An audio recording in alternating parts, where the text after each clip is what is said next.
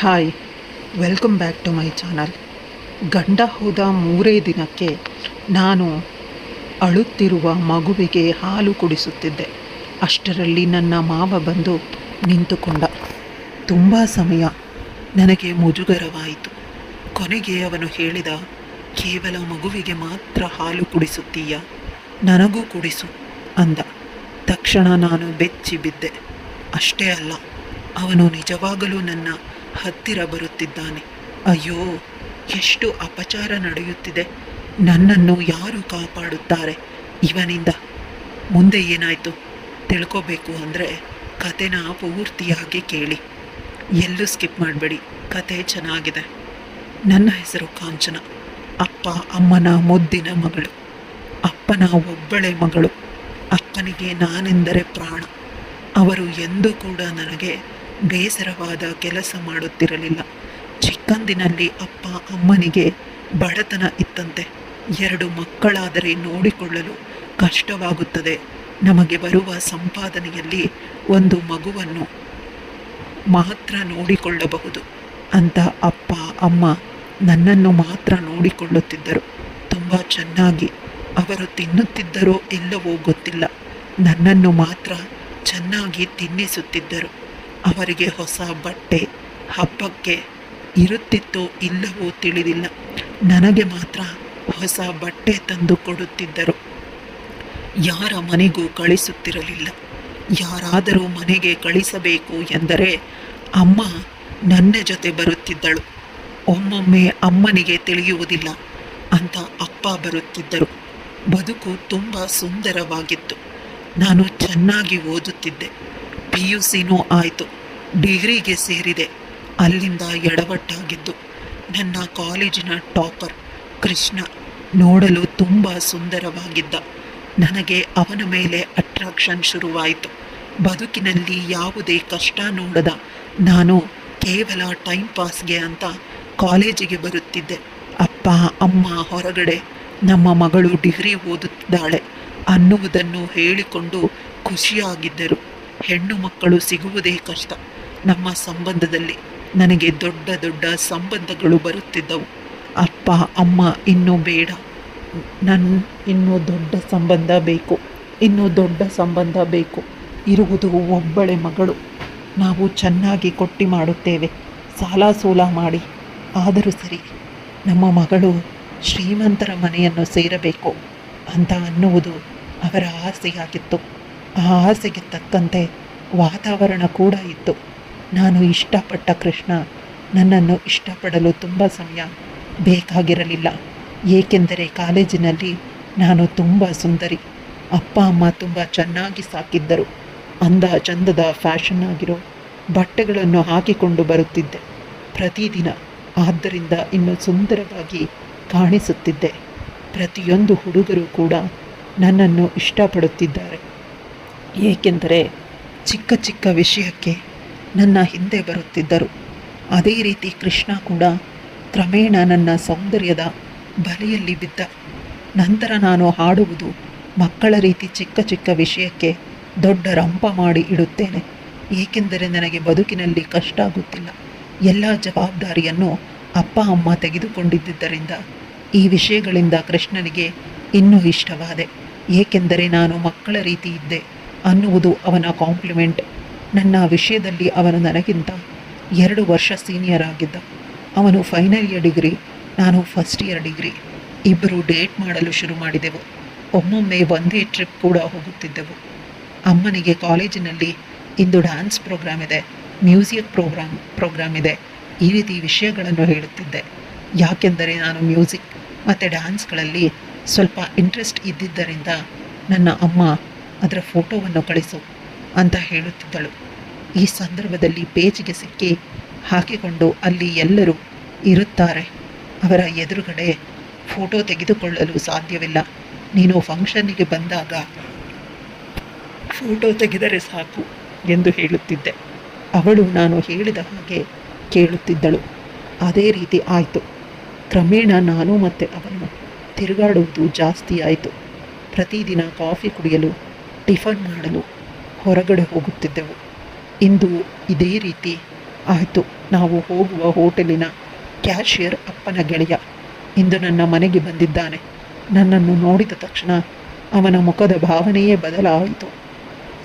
ಆದರೆ ನಾನು ಮಾತನಾಡಲಿಲ್ಲ. ನಾನು ಅಲ್ಲಿಂದ ಹೋದ ಮೇಲೆ ಅಪ್ಪನನ್ನು ಕೇಳಿದ, ಈ ಹುಡುಗಿ ಯಾರು ಅಂತ. ಇವಳು ನಮ್ಮ ಮುದ್ದಿನ ಮಗಳು, ಒಬ್ಬಳೆ ಮಗಳು ಅಂತ ಅಪ್ಪ ತುಂಬ ಪ್ರೌಡಾಗಿ ಫೀಲ್ ಆದರು. ಆದರೆ ಆ ಪ್ರೌಡ್ ತುಂಬ ಸಮಯ ಇರಲು ಸಾಧ್ಯವಾಗಲಿಲ್ಲ. ಆ ಮನುಷ್ಯ ಬಿಡಲಿಲ್ಲ. ಅಪ್ಪನ ಕಿವಿಯಲ್ಲಿ ಏನೋ ಹೇಳಿದ. ಅಪ್ಪನ ಮುಖದಲ್ಲಿ ಬೇಸರ, ಇನ್ನೇನೂ ಇರಲಿಲ್ಲ. ನಾನಿದನ್ನು ನನ್ನ ರೂಮಿನಿಂದಲೇ ನೋಡುತ್ತಿದ್ದೆ. ಕದ್ದು ಕದ್ದು ಎಂದು ಕಳ್ಳಿ ಸಿಕ್ಕಿ ಹಾಕಿಕೊಂಡು ಬಿಟ್ಟೆ. ಅಂಥ ಬದುಕು ಎಷ್ಟೊಂದು ಚೆನ್ನಾಗಿತ್ತು. ಹಾಳು ಮಾಡಿ ಮನೆಯಿಂದ ಆ ಮನುಷ್ಯ ಹೊರಟು ಹೋದ. ಅವನು ಹೋದ ಮೇಲೆ ಅಪ್ಪ ಸ್ವಲ್ಪ ಜೋರು ಧ್ವನಿಯಲ್ಲಿ ಕರೆದರು. ಏನಾಯಿತು ಅಂತ ಹೋದಾಗ ಅಪ್ಪ, ಆ ಹುಡುಗ ಯಾರು, ನಿನಗೂ ಅವನಿಗೂ ಏನು ಸಂಬಂಧ ಅಂತ ಕೇಳಿದಾಗ ನಾವಿಬ್ಬರು ಫ್ರೆಂಡ್ಸ್ ಅಷ್ಟೇ ಅಪ್ಪ ಅಂತ ತುಂಬ ನಯವಾಗಿ ಹೇಳಿದೆ. ಆದರೆ ಇದೇ ಮೊದಲ ಬಾರಿ ಅಪ್ಪ ನನ್ನ ಕೆನ್ನೆಗೆ 2 ಬೀಸಿ ಹೊಡೆದರು. ಹುಟ್ಟಿದ ಕ್ಷಣದಿಂದ ಇಲ್ಲಿಯವರೆಗೂ ಅಪ್ಪ ನನಗೆ ಹೊಡೆದಿದ್ದು ಇದೇ ಮೊದಲ ಬಾರಿ. ನನ್ನ ಕಣ್ಣೀರು ಜಾಸ್ತಿಯಾಯಿತು. ಅಳಲು ಶುರು ಮಾಡಿದೆ. ಆಗ ಅಮ್ಮ ಓಡಿ ಬಂದು ನನ್ನನ್ನು ಗಟ್ಟಿಯಾಗಿ ತಬ್ಬಿಕೊಂಡಳು. ನನ್ನ ಮಗುವನ್ನು ಹೇಗೆ ಹೊಡೆದಿರಿ ಅಂತ ಅಮ್ಮನೂ ಕೂಡ ಇದೇ ಮೊದಲ ಬಾರಿ ಅಪ್ಪನ ಎದುರು ಧ್ವನಿ ಏರಿಸಿ ಮಾತನಾಡಿದ್ದು. ಅಪ್ಪ ಅಮ್ಮನಿಗೂ ಕೂಡ ಹೊಡೆದರು. ನೀನು ಅವಳು ಏನು ಮಾಡುತ್ತಿದ್ದಾಳೆ ಅನ್ನುವುದನ್ನು ಗಮನಿಸಿದರೆ ಇಂದು ನನಗೆ ಈ ಪರಿಸ್ಥಿತಿ ಬರುತ್ತಿರಲಿಲ್ಲ. ಅವಳು ಕಾಲೇಜಿನಲ್ಲಿ ಇರುವ ಯಾವುದೋ ಹುಡುಗನ ಜೊತೆ ಪ್ರತಿದಿನ ಹೋಗುತ್ತಾಳಂತೆ ಹೋಟೆಲಿಗೆ. ಇಬ್ಬರು ಒಂದೇ ತಟ್ಟೆಯಲ್ಲಿ ಟಿಫನ್ ಕೂಡ ಮಾಡುವುದಂತೆ, ಒಂದೇ ಲೋಟದಲ್ಲಿ ಕಾಫಿ ಕುಡಿಯುವುದಂತೆ. ಏನು ಇದರ ಅರ್ಥ? ಒಮ್ಮೊಮ್ಮೆ ಅವನು ಇವಳಿಗೆ ಮುತ್ತು ಕೊಟ್ಟು ಹೋಗುತ್ತಾನೆ ಅಂತ ಪಬ್ಲಿಕ್ ಪ್ಲೇಸಲ್ಲಿ ಅನ್ನುವುದನ್ನು ಕೂಡ ಅರಿಯದೆ ನನ್ನ ಮಗಳ ಮಾನ ಮರ್ಯಾದೆಯ ಜೊತೆ ನನ್ನ ಮರ್ಯಾದೆಯನ್ನು ಕದಿಯುತ್ತಿದ್ದೀಯ. ರೂಮಿಗೆ ಹೋಗಿ ಬಾಗಿಲನ್ನು ಹಾಕಿಕೊಂಡು ಅಳುತ್ತಾ ಕುಳಿತೆ. ಹೊರಗಿನಿಂದ ಮಾತನಾಡುತ್ತಿದ್ದರು. ಯಾವುದೇ ಕಾರಣಕ್ಕೂ ಅವಳು ಪ್ರೀತಿಸುವ ಹುಡುಗನನ್ನು ಮದುವೆ ಮಾಡುವುದಿಲ್ಲ. ನನ್ನ ಅಕ್ಕನ ಮಗ ತುಂಬ ಶ್ರೀಮಂತ, ಫಾರಿನ್ನಲ್ಲಿ ಹೋಗುತ್ತಾನೆ. ತಿಂಗಳಿಗೆ 5 ರಿಂದ 10 ಲಕ್ಷ ಸಂಬಳ. ಅವನಿಗೆ ಕೊಟ್ಟು ಮದುವೆ ಮಾಡುವುದು. ನಾಳೆ ಹೆಣ್ಣನ್ನು ನೋಡಲು ಎಲ್ಲರೂ ಬರುತ್ತಾರೆ ಅಂತ ಹೇಳಿದರು. ರಾತ್ರಿ ಪೂರ್ತಿ ನನಗೆ ನಿದ್ರೆಯೇ ಇಲ್ಲ. ಬೆಳಗ್ಗೆ 3 ಗಂಟೆಗೆ ಕೃಷ್ಣನಿಗೆ ಫೋನ್ ಮಾಡಿ ಹೇಳಿದೆ, ನಾನು ಈಗ ಬರುತ್ತೇನೆ, ರೆಡಿಯಾಗಿರು. ಅವನು ಕೂಡ ಒಪ್ಪಿಕೊಂಡ. ತುಂಬ ಸಲ ಅವನು ಹೇಳಿದ್ದ, ನಾವಿಬ್ಬರೂ ಮದುವೆಯಾಗಿ ಬಿಡೋಣ, ನಿನ್ನನ್ನು ಬಿಟ್ಟು ನನಗೆ ಇರಲು ಸಾಧ್ಯವಿಲ್ಲ ಅಂತ. ನನ್ನ ಅಪ್ಪ ಒಪ್ಪುತ್ತಾರೆ ಅಂತ ಕೂಡ ಅವನು ಹೇಳಿದ್ದ. ಆ ಮದುವೆಗೆ ಇಂದು ಅವನು ನಡೆದುಕೊಂಡ. ನಾನು ಕಿಟಕಿಯಿಂದ ಹಾರಿ ಹೋದೆ. ಹೊಸ ಬಟ್ಟೆಯನ್ನು ಹಾಕಿಕೊಂಡು ಅವರ ಮನೆಗೆ ಹೋದೆ. ಅವರ ಅಪ್ಪ, ಅವರ 2 ಗೆಳೆಯರು ಬಂದರು. ನನ್ನ ಗೆಳತಿಯರೂ ಬಂದರು. ಇಷ್ಟೇ, ನಮ್ಮ ಮದುವೆ ಹಾಗೆ ಹೋಯಿತು. ಎಲ್ಲರ ಆಶೀರ್ವಾದವನ್ನು ತೆಗೆದುಕೊಂಡವು. ಆದರೆ ನನಗೆ ಈಗ ಅಪ್ಪ ಅಮ್ಮ ತುಂಬ ನೆನಪಾಗುತ್ತಿದ್ದಾರೆ. ತುಂಬ ಎಮೋಷ್ನಲ್ ಆಗುತ್ತಿದ್ದೇನೆ. ಪ್ರತಿ ಬಾರಿ ನನ್ನ ಅಪ್ಪ ಹೇಳುತ್ತಿದ್ದರು, ಶ್ರೀಮಂತರ ಮನೆಗೆ ನನ್ನ ಮಗಳನ್ನು ಕೊಡಬೇಕು, ನಾನೇ ಮದುವೆಯನ್ನು ಮಾಡುತ್ತೇನೆ, ತುಂಬ ಗ್ರ್ಯಾಂಡ್ ಆಗಿ, ಈ ಊರಲ್ಲಿ ನಮ್ಮ ಸಂಬಂಧಿಕರಲ್ಲಿ ಯಾರೂ ಮಾಡಿರಬಾರದು, ಅಷ್ಟು ಚೆನ್ನಾಗಿ ಮಾಡುತ್ತೇನೆ ಅಂತ. ಆದರೆ ಹೋಗಲು ಧೈರ್ಯವಿರಲಿಲ್ಲ. ಕೊನೆಗೆ ಅಪ್ಪನಿಗೆ ಯಾರೋ ವಿಷಯ ಹೇಳಿದರು, ತಿಳಿದಿಲ್ಲ. ಆದರೆ ನಾವು ಮದುವೆಯಾಗುವ ದೇವಸ್ಥಾನಕ್ಕೆ ಬಂದು ಆ ಹುಡುಗನನ್ನು ಬಿಟ್ಟು ಬಾ ನಮ್ಮ ಜೊತೆ ಅಂತ ಹೇಳಿದರು. ನಾನು ಬರುವುದಿಲ್ಲ ಅಂತ ಹೇಳಿದ್ದಕ್ಕೆ ನಮ್ಮ ಪಾಲಿಗೆ ನೀನಿಲ್ಲ ಅಂತ ತುಂಬ ಕೋಪದಿಂದ ಹೊರಟು ಹೋದರು. ನಾನು ಕೆಳಗೆ ಕುಸಿದೆ. ಕೆಳಗೆ ಕುಸಿದ ನನ್ನನ್ನು ಗಟ್ಟಿಯಾಗಿ ಹಿಡಿದುಕೊಂಡು ಕೃಷ್ಣ ಸಮಾಧಾನ ಮಾಡಿದ. ಅಪ್ಪ ಅಮ್ಮ ತುಂಬ ಸಮಯ ಕೋಪ ಮಾಡಿಕೊಳ್ಳುವುದಿಲ್ಲ, ಬೇಗ ಸರಿ ಹೋಗುತ್ತಾರೆ ಅಂತ ಸಮಾಧಾನ ಮಾಡಿ ನನ್ನ ಕೈಯನ್ನು ಅವನು ಹಿಡಿದುಕೊಂಡು ಅವನ ಮನೆಗೆ ಕರೆದುಕೊಂಡು ಹೋದ. ಹೆಚ್ಚು ಕಡಿಮೆ ನಮ್ಮ ಮನೆಯ ರೀತಿಯೇ ಇತ್ತು. ತೀರಾ ಸಿಂಪಲ್ ಆಗೂ ಇಲ್ಲ, ಗ್ರ್ಯಾಂಡ್ ಆಗೂ ಇಲ್ಲ, ಮಧ್ಯಮ ವರ್ಗದ ಜನ. ಅವರ ಅಪ್ಪ ಯಾವುದೋ ಗವರ್ಮೆಂಟ್ ಕೆಲಸಕ್ಕೆ ಹೋಗುತ್ತಾರೆ. ಅವರ ಅಪ್ಪ ಅಮ್ಮನಿಗೆ ಡೈವೋರ್ಸ್ ಆಗಿರುವ ವಿಷಯ ಇಡೀ ನಮ್ಮ ಕಾಲೇಜಿನಲ್ಲಿ ಎಲ್ಲರೂ ಮಾತನಾಡುತ್ತಿದ್ದರು. ಅದರಿಂದ ನನಗೆ ತಿಳಿದಿತ್ತು, ಅತ್ತೆ ಇಲ್ಲದ ಮನೆಯಲ್ಲಿ ಎಲ್ಲ ಜವಾಬ್ದಾರಿ ನನ್ನ ಮೇಲೆ ಬರುತ್ತದೆ ಎನ್ನುವ ಭಯ ಜಾಸ್ತಿ ಆಯಿತು. ಆದರೆ ಕೃಷ್ಣ ಮೊದಲ ದಿನವೇ ನನ್ನನ್ನು ತುಂಬ ಚೆನ್ನಾಗಿ ನೋಡಿಕೊಂಡ. ನಿನ್ನ ಜೊತೆ ಪ್ರತಿ ಹೆಜ್ಜೆಯಲ್ಲಿಯೂ ನಾನಿರುವೆ, ಹೆದರಬೇಡ ಅಂತ ನನ್ನನ್ನು ಗಟ್ಟಿಯಾಗಿ ತಬ್ಬಿಕೊಂಡು ಸಾಂತ್ವನ ಹೇಳಿದ. ಬೇರೆ ಹೆಣ್ಣು ಮಕ್ಕಳಿಗಿಂತ ಇಂದು ನನಗೆ ಜಾಸ್ತಿ ದುಃಖವಾಗಿತ್ತು. ಪ್ರೀತಿಯಿಂದ ಸಾಗಿದ ಅಪ್ಪ ಅಮ್ಮನಿಗೆ ಮೋಸ ಮಾಡಿದೆ ಅಂತ. ಆ ಎಲ್ಲ ದುಃಖವನ್ನು ನನ್ನ ಪ್ರೀತಿಯ ಕೃಷ್ಣ ದೂರ ಮಾಡಿದ. ನನಗೆ ತುಂಬ ಪ್ರೀತಿ ಕೊಟ್ಟ. ಎಷ್ಟು ಎಂದರೆ ಅದನ್ನು ಶಬ್ದಗಳಲ್ಲಿ ವರ್ಣಿಸಲು ಸಾಧ್ಯವಿಲ್ಲ. ಮೊದಲ ರಾತ್ರಿ ನನ್ನ ಪಾಲಿಗೆ ಸ್ವರ್ಗವಾಗಿತ್ತು. ಅಷ್ಟು ಚೆನ್ನಾಗಿ ನನ್ನನ್ನು ನೋಡಿಕೊಂಡ. ಇಬ್ಬರು ಕಾಲೇಜಿಗೆ ಹೋಗುತ್ತಿದ್ದೆವು. ಪ್ರತಿದಿನ ಬೆಳಗ್ಗೆ ನಾನು ಏಳುವುದಕ್ಕಿಂತ ಮುಂಚೆ ಕೃಷ್ಣ ಎಲ್ಲ ಕೆಲಸ ಮಾಡುತ್ತಿದ್ದ. ಅವನ ಅಮ್ಮ ಮನೆಯಲ್ಲಿ ಇಲ್ಲದೆ ಇರುವುದರಿಂದ ಅವನು ಕೂಡ ಎಲ್ಲ ಕೆಲಸವನ್ನು ಕಲಿತಿದ್ದ. ಅಪ್ಪ ಮಗ ಇಬ್ಬರು ಸೇರಿಕೊಂಡು ತಿಂಡಿ ಅಡುಗೆ ಮಾಡುತ್ತಿದ್ದರು. ಪಾತ್ರೆಗಳನ್ನು ತೊಳೆಯುತ್ತಿದ್ದರು. ಕಸ ಗುಡಿಸಿ ಮನೆ ಒರೆಸುತ್ತಿದ್ದರು. ಒಮ್ಮೊಮ್ಮೆ ಕಾಂಪೌಂಡ್ ಮುಂದೆ ಕಸ ಗುಡಿಸಿ ರಂಗೋಲಿ ಕೂಡ ಹಾಕುತ್ತಿದ್ದರು. ಕತ್ತಲೆಯಲ್ಲಿ ಬಹಳ ಬೇಗ ಯಾರಾದರೂ ನೋಡಿದರೆ ಬೈದುಕೊಳ್ಳುತ್ತಾರೆ. ಗಂಡಸರು ರಂಗೋಲಿ ಹಾಕುತ್ತಿದ್ದಾರೆ ಅಂದರೆ ನನಗೆ ಮನೆ ಕೆಲಸದಲ್ಲಿ ABCD ಕೂಡ ಗೊತ್ತಿಲ್ಲ. ಅದನ್ನು ತಿಳಿದಿದ್ದರಿಂದ ಅವರಿಬ್ಬರು ನನಗೆ ಸಹಾಯ ಮಾಡುತ್ತಿದ್ದರು. ನಾನು ಕೂಡ ಕಲಿತುಕೊಳ್ಳಲು ಹೋದರೆ, ಈಗ ಬೇಡ, ನನಗೆ ಮಕ್ಕಳಾದ ಮೇಲೆ ಕಲಿತುಕೊಳ್ಳುವೆಯಂತೆ ಅಂತ ಕೃಷ್ಣ ತಮಾಷೆ ಮಾಡುತ್ತಿದ್ದ. ಕಾಲೇಜಿನಲ್ಲಿಯೂ ಕೂಡ ಈ ರೀತಿ ಸಮಸ್ಯೆ ಏನೂ ಇರಲಿಲ್ಲ. ನಾವಿಬ್ಬರು ಮೇಜರ್ ಆಗಿದ್ದರಿಂದ ಪ್ರೀತಿಸಿ ಮದುವೆ ಆಗಿದೆ ಎಂದು ಪ್ರತಿಯೊಬ್ಬರಿಗೂ ಗೊತ್ತಿತ್ತು. ನಮ್ಮ ಪರ್ಸ್ನಲ್ ವಿಷಯಕ್ಕೆ ಯಾರೂ ಕೂಡ ಎಂಟರ್ ಆಗುತ್ತಿರಲಿಲ್ಲ. ಬದುಕು ತುಂಬ ಸುಂದರವಾಗಿತ್ತು. ಅಪ್ಪ ಅಮ್ಮನ ನೋವನ್ನು ಮರೆಸಬೇಕು ಅನ್ನುವ ಉದ್ದೇಶಕ್ಕಾಗಿ ಕಷ್ಟ ಅವಶ್ಯಕತೆಗಿಂತ ಮೀರಿ ಪ್ರೀತಿಯನ್ನು ಕೊಟ್ಟ. ನನ್ನ ಡಿಗ್ರಿ ಕಂಪ್ಲೀಟ್ ಆಗಿತ್ತು. ಅವನು ಕೂಡ ಒಂದು ಒಳ್ಳೆಯ ಕಂಪನಿಯಲ್ಲಿ ಕೆಲಸಕ್ಕೆ ಹೋಗುತ್ತಿದ್ದಾನೆ. ಅವನ ಪ್ರೀತಿ ಅತಿಯಾಗಿದ್ದರಿಂದ ನಾನು ಪ್ರೆಗ್ನೆಂಟ್ ಆಗಿದ್ದೇನೆ. ನಮ್ಮಿಬ್ಬರ ಮುದ್ದಾದ ಸುಂದರವಾದ ಮಗು ಬಹಳ ಬೇಗ ಈ ಭೂಮಿಗೆ ಬರುತ್ತಿದೆ. ಅದಕ್ಕಾಗಿ ಕೃಷ್ಣ ಮತ್ತು ಕೃಷ್ಣನ ಅಪ್ಪ ನನಗಿಂತ ತುಂಬ ಖುಷಿಯಾಗಿದ್ದರು. ಕೃಷ್ಣನ ಅಪ್ಪ ತುಂಬ ಸೈಲೆಂಟ್, ಜಾಸ್ತಿ ಮಾತಾಡೋದಿಲ್ಲ. ಅವರು ಮಾತಾಡಿರೋದನ್ನು ನಾನು ನೋಡೇ ಇಲ್ಲ. ನನ್ನ ಜೊತೆನೂ ಅಷ್ಟೇ. ನಾನು ಕೂಡ ಅದೇ ರೀತಿ ಯಾರ ಜೊತೆನೂ ಬೇಗ ಮಿಂಗಲಾಗೋದಿಲ್ಲ. ನಾನಾಯಿತು, ನನ್ನ ಕೃಷ್ಣ ಆಯಿತು. ಒಮ್ಮೊಮ್ಮೆ ಕಾಫಿ, ಬೇಗ ಊಟ ತಿಂತೀರಾ ಅನ್ನೋ ಬೇಸಿಕ್ ಕೂಡ ನಾನು ಕೇಳ್ತಿರ್ಲಿಲ್ಲ. ಅವರು ಬೇಸರ ಮಾಡಿಕೊಂಡ್ರು, ಮಾಡ್ಕೊಳ್ಳಿಲ್ಲ ಅಂದರು, ನಾನೇನು ಮಾಡಲಿ, ನನಗೆ ಬರೋದಿಲ್ಲ. ಇದೇ ರೀತಿ ಇದ್ದಾಗ ಒಮ್ಮೆ ದೊಡ್ಡ ಪ್ರಳಯನೇ ಆಗೋಯ್ತು. ಅದೇನು ಅಂದರೆ ಅಪ್ಪ ಅಮ್ಮನನ್ನು ನೋಡಬೇಕು ಅನ್ನೋ ಆಸೆ. ಇವತ್ತು ಅಪ್ಪ ಅಮ್ಮ ದೇವಸ್ಥಾನದಲ್ಲಿ ಸಿಕ್ಕಿದ್ರು.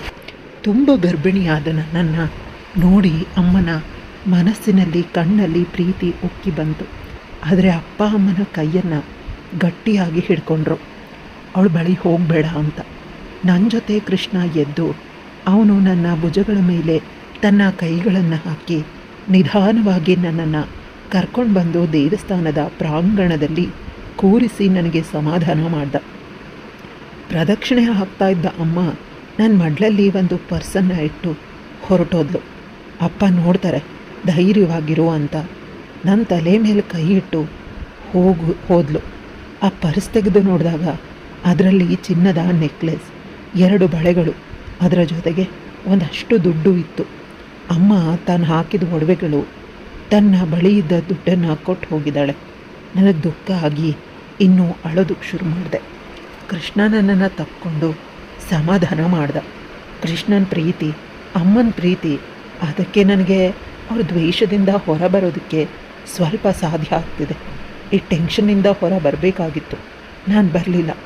ಆದರೆ ನನಗೆ ಹೊಟ್ಟೆ ನೋವು ಜಾಸ್ತಿಯಾಗಿ ಡೆಲಿವರಿ 7 ತಿಂಗಳಿಗೆ ಆಗೋಯಿತು. ಮಗುನ ಕೂಡ ಪ್ರೀಮೆಚೂರ್ಡ್ ಬೇಬಿ ವಾರ್ಡಲ್ಲಿ ಇಟ್ಟಿದ್ರು. ತುಂಬ ದುಡ್ಡು ಖರ್ಚಾಯಿತು. ಕೃಷ್ಣನಪ್ಪ ತಾವು ಮಾಡಿಟ್ಟಿದ್ದ ಸೇವಿಂಗ್ಸ್ ಎಲ್ಲ ನನ್ನ ಡೆಲಿವರಿಗೆ ಖರ್ಚು ಮಾಡಿದ್ರು. ನನ್ನಿಂದ ಅವ್ರಿಗೆಲ್ಲ ಕಷ್ಟ ಅಂತ ಅನ್ನಿಸ್ತಿತ್ತು. ಆದರೆ ಏನು ಮಾಡೋದು, ನನ್ನ ಪುಟ್ಟ ಮಗಳು ಭೂಮಿಗೆ ಬಂದು ನಮಗೆಲ್ಲ ಬಂದ ತಕ್ಷಣ ಖರ್ಚು ಮಾಡಿಸಿದ್ಲು. ಹೆಣ್ಮಗು ಅಂದ ತಕ್ಷಣ ಸ್ವಲ್ಪ ಹೃದಯ ಅಲ್ಲೋಲ ಕಲ್ಲೋಲವಾಯಿತು. ಯಾಕಂದರೆ ನಾನು ಹೆಣ್ಮಗಳಾಗಿ ನನ್ನ ಅಪ್ಪ ಅಮ್ಮಂಗೆ ಕಷ್ಟ ಕೊಟ್ಟೆ. ಈ ಮಗು ಕೂಡ ನನಗೆ ಕಷ್ಟ ಕೊಡಬಹುದು ಅನ್ನೋ ಭಯ ಜಾಸ್ತಿ ಆಯಿತು. ಆದರೆ ಕೃಷ್ಣ ಒಂದು ಕೆಲಸದವಳನ್ನು ಇಟ್ಟ. ಮಗುವಿಗೆ ಆರೈಕೆಗೆ ಅವನಿಗೆ ಬರೋ ಸಂಬಳ ಸಾಕಾಗ್ತಿರ್ಲಿಲ್ಲ. ಇನ್ನೂ ಕೂಡ ಕೆಲಸ ಮಾಡ್ತಿದ್ದ. ಈಗ ಮೊದಲಷ್ಟು ಅವನಂಗೆ ಸಮಯ ಕೊಡೋದಕ್ಕೆ ಸಾಧ್ಯನೇ ಆಗ್ತಿರ್ಲಿಲ್ಲ. ಹೇಗೋ ಒಂದು ಮಗುವಿಗೆ 3 ತಿಂಗಳಾಯಿತು. ನಾಮಕರಣನೂ ಕೂಡ ಮಾಡಿದ್ವಿ. ಪ್ರೀತಿ ಅಂತ ಹೆಸರು, ನಮ್ಮಿಬ್ಬರ ಪ್ರೀತಿಯ ಸಂಕೇತ. ಅವಳು ಕೂಡ ಅಪ್ಪ ಅಮ್ಮನ ಮನಸ್ಸನ್ನು ಕರಗಿಸಿಲ್ಲ. ಅಮ್ಮನಿಗೆ ಇಷ್ಟ ಇದ್ದರೂ ಕೂಡ ಅಪ್ಪ ಅಮ್ಮ ಬರೋದಿಲ್ವೇನೋ ಅಂತ ಯೋಚಿಸ್ತಿತ್ತು. ಇಂದಲ್ಲ ನಾಳೆ ಅವರು ನನ್ನನ್ನು ಕ್ಷಮಿಸ್ತಾರೆ ಅಂತ. ಆದರೆ ನನ್ನ ದುಃಖ, ನನ್ನ ಕಷ್ಟ ಯಾರಿಗೂ ಬೇಡ. 6 ತಿಂಗಳು ಅಪ್ಪ ಅಮ್ಮನನ್ನು ಒಪ್ಪಿಸಿ ಮದುವೆ ಆಗ್ಬೋದಾಗಿತ್ತು. ನನ್ನದೇ ತಪ್ಪು, ಆ ಥರ ಪಟ್ಟೆ ಅಂತ ಇವತ್ತು ಅನ್ನಿಸ್ತಿದೆ. ಇವುಗಳ ಜೊತೆಗೆ ಒಂದು ಹೊಸ ವಿಷಯ ನಡೀತು. ಅದೇನು ಅಂದರೆ, ಇವತ್ತು ಎಷ್ಟು ಹೊತ್ತಾದರೂ ಕೃಷ್ಣ ಬಂದೇ ಇಲ್ಲ. ರಾತ್ರಿ 12 ಆಯಿತು. ಮಗು ರಾತ್ರಿ ಪೂರ್ತಿ ಅಳ್ತಾ ಇದೆ. ನಂಗೆ ಸಮಾಧಾನ ಮಾಡೋದಕ್ಕೆ ಅಷ್ಟೊಂದು ಬರ್ತಾ ಇಲ್ಲ. ಮಗುನ ನೋಡ್ಕೊಳ್ತಾ ಇದ್ದ ಕೆಲಸದಮ್ಮ ರಾತ್ರಿ 10 ಗಂಟೆಗೆ ಅವ್ರ ಮನೆಗೆ ಹೊರಟೋಗ್ತಾಳೆ. ಇವತ್ತು ಮಗು ನಿರಂತರವಾಗಿ ಅಳ್ತಾ ಇದ್ದಾಳೆ. ಮಾವನಿಗೂ ಏನೂ ಬರೋದಿಲ್ಲ. ಕೊನೆಗೆ ಮಗುವಿನ ಶಬ್ದನ ಕೇಳಿದ ಪಕ್ಕದ ಮನೆಯವರು ಬಂದು ಸಮಾಧಾನ ಮಾಡ್ತಿದ್ರು. ಅಷ್ಟರಲ್ಲಿ ಮಾವನಿಗೆ ಒಂದು ಫೋನ್ ಬಂತು. ಮಾವ ಕೆಳಗೆ ಕುಸಿದು ಹೋದರು. ಅದೇನು ಅಂದರೆ, ನನ್ನ ಗಂಡನಿಗೆ ಆಕ್ಸಿಡೆಂಟ್ ಆಗಿತ್ತು, ಸೀರಿಯಸ್ ಆಗಿದೆಯಂತೆ. ಪಕ್ಕದ ಮನೆ ಅಂಕಲ್ ಜೊತೆ ಹೊರಟೋದ್ರು. ನಾನು ಬಾಣಂತಿ, ಬರೋದು ಬೇಡ, ಮಗು ಚಿಕ್ಕದು ಅಂತ. ಆದರೆ ನಾನು ಕೇಳಲಿಲ್ಲ, ಅಂಕಲ್ ಜೊತೆನೇ ಹೋದೆ. ನಾವು ಹೋಗೋದ್ರ ಒಳಗೆ ಎಲ್ಲ ಮುಗಿದು ಹೋಗಿತ್ತು. ನನ್ನ ಗಂಡ ರಾತ್ರಿ ಮಳೆ ಬರ್ತಿತ್ತು. 12 ಗಂಟೆನಲ್ಲಿ ಬೈಕಲ್ಲಿ ಮನೆಗೆ ಬರಬೇಕಾದಾಗ ಹಿಂದೆಯಿಂದ ಒಂದು ಲಾರಿ ಗುದ್ದಿ ಹೋಗಿದ್ದಾನೆ. ನನ್ನ ದುಃಖ ಯಾರಿಗೂ ಬೇಡ. ನನ್ನ ಕಣ್ಣೀರು ನಿಲ್ಲೋದಕ್ಕೆ ಸಾಧ್ಯನೇ ಇಲ್ಲ. ನಿರಂತರವಾಗಿ 3 ದಿನಗಳ ಕಾಲ ಆಗಿದೆ. ನನಗೆ ಪ್ರಜ್ಞೆನೇ ಇಲ್ಲ. ಊಟ ಬೇಡ, ಪ್ರಪಂಚ ಬೇಡ. ಯಾವ ಮನುಷ್ಯನಿಗೋಸ್ಕರ ತಂದೆ ತಾಯಿನ ಬಿಟ್ಟು ಬಂದ್ಯೋ, ಇವತ್ತು ಆ ಮನುಷ್ಯನೇ ಇಲ್ಲ. ಅವನು ಈ ಪ್ರಪಂಚನ ಬಿಟ್ಟು ಹೋಗಿದ್ದಾನೆ. ನನಗೆ ತುಂಬ ದುಃಖ ಆಗ್ತಿದೆ. ನನ್ನ ದುಃಖ ಯಾರಿಗೂ ಬೇಡ. ಆದರೆ ನನ್ನ ಮಗಳು ಪ್ರೀತಿ ನಿರಂತರವಾಗಿ ಅಳ್ತಿದ್ಲು. ನನ್ನ ಗಂಡ ಸತ್ತ ಅನ್ನೋ ವಿಷಯನ ತಿಳಿದಾಗ ನಾನು ಪ್ರಜ್ಞೆ ತಪ್ಪಿದವಳು. ಇವತ್ತು ಪ್ರಜ್ಞೆ ಬಂದಿದೆ. ಸ್ವಲ್ಪ ಕಾರ್ಯನೂ ಮುಗಿಸ್ಬಿಟ್ಟಿದ್ದಾರೆ. ಕೊನೆ ಬಾರಿ ಅವನ ಮುಖನೂ ಕೂಡ ಸರಿಯಾಗಿ ನೋಡಲೇ ಇಲ್ಲ. ಅಪ್ಪನ ದುಃಖ, ಶಾಪ ನನಗೆ ತಟ್ಟಿತು. ನನ್ನ ಮಗುಗೂ ಕೂಡ ತಟ್ಟಿತು. ಜೋರಾಗಿ ಅಳೋದಕ್ಕೆ ಶುರು ಮಾಡಿದೆ. ಆದರೆ ನನ್ನ ಮಗಳು ಈಗಲೂ ಕೂಡ ಅಳ್ತಾನೇ ಇದ್ದಾಳೆ. ನಿರಂತರವಾಗಿ ಅಳ್ತಿದ್ದಾಳೆ. ಮನೆಯಲ್ಲಿ ಯಾರೂ ಇರಲಿಲ್ಲ. ನಾನು, ಮಾವ ಮತ್ತು ಕೆಲಸದವಳಿದ್ಲು. ಕೆಲಸದವಳು ಮಗುನ ನನ್ನ ಬಳಿ ತಂದುಕೊಟ್ಲು. ಅಮ್ಮ ಹಾಲು ಕುಡಿಸುವ ಅಂತ. ನಾನು ಹಾಲು ಕುಡಿಸೋದಕ್ಕೆ ಮುಂದಾದೆ. ಅಷ್ಟರಲ್ಲಿ ಅವಳು, ಮಗುಗೆ ಸರಿ ಕಡಿಮೆ ಆಗಿದೆ, ಹೋಗಿ ತರ್ತೀನಿ, ನಿಮ್ಮ ಹಾಲು ಸಾಕೋಗೋದಿಲ್ಲ ಅಂತ ಹೋದ್ಲು. ನಾನು, ಮಾವ ಇಬ್ಬರೇ ಮನೆಯಲ್ಲಿದ್ದಿದ್ದು. ಮಾವನ ತಮ್ಮ ಒಬ್ಬರು ಕೂಡ ಇದ್ದರು. ಅವರು ರೂಮಲ್ಲಿದ್ದರು. ನಾನು ನೋಡಿಲ್ಲ, ಆದರೆ ಅವರ ಶಬ್ದ ಕೇಳಿಸ್ತಾ ಇತ್ತು. ನಾನು ಮಗುಗೆ ಹಾಲು ಕುಡಿಸ್ತಾ ಇದ್ದಾಗ ನನ್ನ ಮಾವ ಬಂದು ನನ್ನನ್ನು ನೋಡ್ತಿದ್ದಾರೆ. ನನಗೆ ಮುಜುಗರ ಆಗಿ, ನಾಚಿಕೆಯಾಗಿ ಸೆರಗನ್ನು ಮುಚ್ಕೊಂಡೆ. ಮಗುಗೆ ಉಸಿರಾಡೋದಕ್ಕೂ ಕಷ್ಟ ಆಗಿ ಅಳ್ತಿದ್ದಾಳೆ. ನನ್ನ ಮಾವನಿಗೆ ಕೇಳಿದೆ, ಮಾವ ಹೋಗಿ ಅಂತ. ಅವರು ಹೋಗಿಲ್ಲ. ನಂತರ ನಾನೇ ಹೋಗಿ ರೂಮಿನ ಬಾಗಿಲನ್ನು ಹಾಕೊಳ್ಳೋದಕ್ಕೆ ಪ್ರಯತ್ನಿಸಿದೆ. ಮಾವ ಬಾಗಿಲು ಹಾಕೊಳ್ಳೋದಕ್ಕೂ ಬಿಟ್ಟಿಲ್ಲ. ಮಗುವಿಗೆ ಮಾತ್ರ ಹಾಲು ಕುಡಿಸ್ತೀಯ, ನನಗೂ ಕೂಡ ಹಾಲು ಕುಡಿಸು ಅಂತ ನನ್ನ ಹತ್ರ ಅವ್ರ ಮುಖನ ತರ್ತಿದ್ದಾರೆ. ನಾನು ಭಯದಿಂದ ಅವರನ್ನು ದೂರ ತಳ್ಳಿದೆ. ನಂತರ ಗಟ್ಟಿಯಾಗಿ ಮನೆ ಬಾಗಿಲನ್ನು ಹಾಕಿದೆ. ಜೋರಾಗಿ ಅಳ್ತಾ ಇದ್ದೀನಿ. ನನಗಿದ್ದು ಒಂದೇ ಒಂದು ಭರವಸೆ ಕೂಡ ಹೊರಟೋಯ್ತು. ಗಂಡ ಸತ್ತ 3ನೇ ದಿನಕ್ಕೆ ಸೊಸೆ ಜೊತೆ ಮಲಗೋದಕ್ಕೆ ಇಷ್ಟಪಡೋ ಮಾವ. ಅಯ್ಯೋ ಕೃಷ್ಣ, ನನ್ನನ್ನು ನೀನು ಯಾಕೆ ಎಲ್ಲಿ ಬಿಟ್ಟು ಹೋದೆ ಅಂತ ಇನ್ನೂ ಅಳ್ತಾನೇ ಇದ್ದೀನಿ. ಕೊನೆಗೆ ಕೆಲಸದವಳು ಬಂದು ಮಗುವನ್ನು ನೋಡಿಕೊಂಡ್ಳು.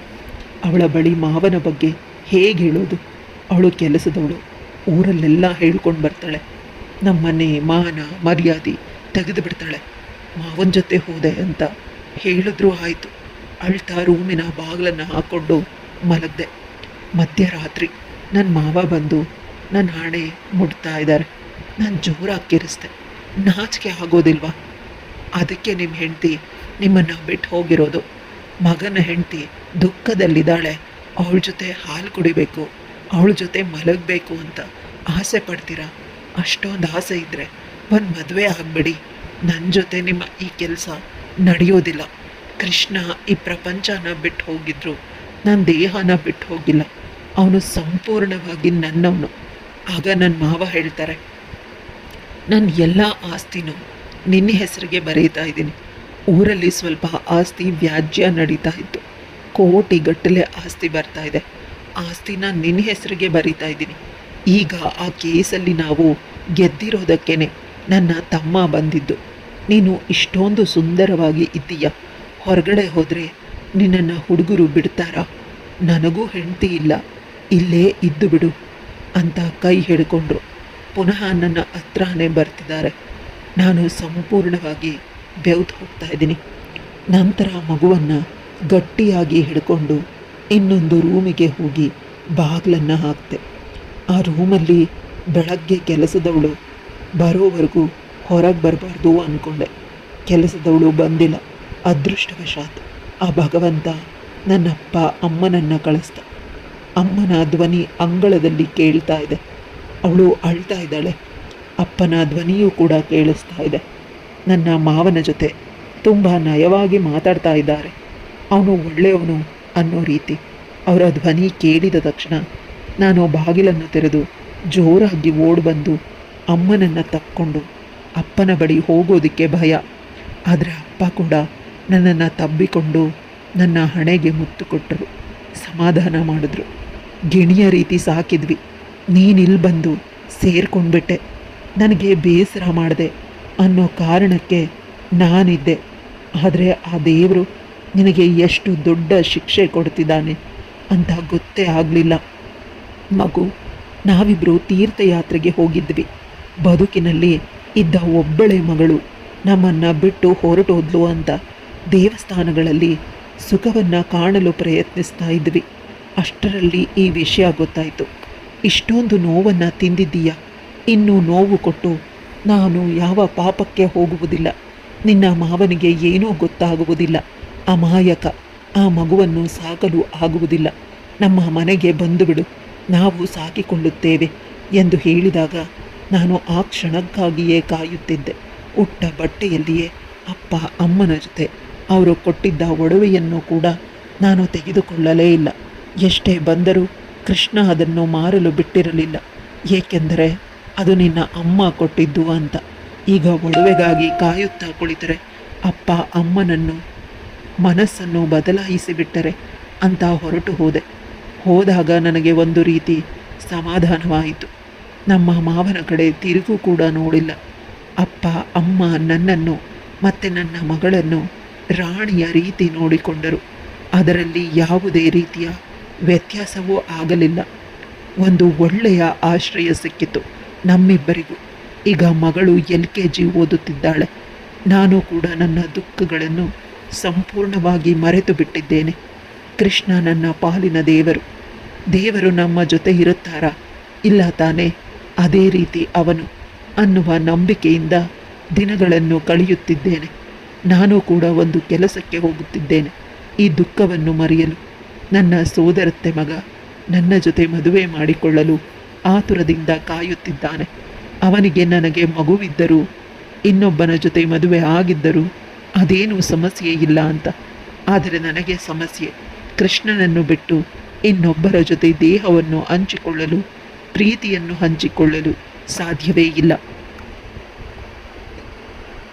ಆದರೆ ಪದೇ ಪದೇ ಅವನ ಬಲವಂತಕ್ಕೆ ಅವನ ಪ್ರೀತಿಗೆ ನಾನು ಒಪ್ಪಿಕೊಳ್ಳಲೇಬೇಕಿತ್ತು. ಏಕೆಂದರೆ ಇಂದು ಬೆಳಗ್ಗೆ ಹಗಲಿನಲ್ಲಿ ಕನಸಿನಲ್ಲಿ ಕೃಷ್ಣ ನನ್ನ ಕನಸಿನಲ್ಲಿ ಬಂದು ನನ್ನ ಅತ್ತೆ ಮಗನ ಕೈಗೆ ನನ್ನ ಕೈಯನ್ನು ಕೊಟ್ಟು ಅವನು ಮಾಯವಾದ. ಇದನ್ನು ಅಮ್ಮನಿಗೆ ಹೇಳಿದಾಗ ನಿನ್ನ ಗಂಡನ ಇಷ್ಟ ಕೂಡ ನೀನು ಇನ್ನೊಂದು ಮದುವೆಯಾಗಿ ಹೊಸ ಬದುಕನ್ನು ಕಟ್ಟಿಕೋ ಅಂತ. 2 ದಿನದಲ್ಲಿ ನಮ್ಮಿಬ್ಬರ ಎಂಗೇಜ್ಮೆಂಟ್ ಆಗಿ ಹೋಯಿತು. ನನಗಿಂತ ಹೆಚ್ಚಾಗಿ ನನ್ನ ಮಗುವನ್ನು ತುಂಬ ಚೆನ್ನಾಗಿ ನೋಡಿಕೊಳ್ಳುತ್ತಾನೆ ಅನ್ನುವ ನಂಬಿಕೆ ಬಂತು. ಇನ್ನೂ ಅಷ್ಟು ಭಯವಿಲ್ಲ. ಮನೆಯಲ್ಲೇ ಅರಿಶಿಣ ಶಾಸ್ತ್ರವನ್ನು ಮುಗಿಸಿದೆವು. ನಂತರ ನೆಂಟರೆಲ್ಲ ಬಂದು ಹೋದ ಮೇಲೆ ನನ್ನ ಮಾವ ಅಂದರೆ ಕೃಷ್ಣನ ಅಪ್ಪ, ಅವನನ್ನು ಸಂಪೂರ್ಣವಾಗಿ ಮರೆತೇ ಬಿಟ್ಟಿದ್ದೆ. ಅವನು ಕೂಡ ಬಂದಿದ್ದಾನೆ. ನಿಜವಾಗಲೂ ಈಗ ಭಯ ಆಗಿ ಭಯದಿಂದ ಬೆವರುತ್ತಿದ್ದೇನೆ. ಅವನು ಹೇಗೆ ಬಂದ? ಎಲ್ಲವನ್ನು ಮರೆತಿದ್ದೆ. ಪುನಃ ನೆನಪು ಮಾಡಿ ನನ್ನ ನೋಡಿ, ಅದೂ ಅಲ್ಲದೆ ನಮ್ಮ ಅಡುಗೆ ಮನೆಯಲ್ಲಿ ಇದ್ದಾಳೆ.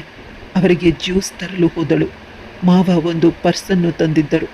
ಅದೇ ಅಮ್ಮ ದೇವಸ್ಥಾನದಲ್ಲಿ ನನಗೆ ಕೊಟ್ಟಳಲ್ಲ, ನೆಕ್ಲೆಸ್, ಬಳೆಗಳು, ದುಡ್ಡು, ಅದನ್ನು ತಂದು ಕೊಟ್ಟರು.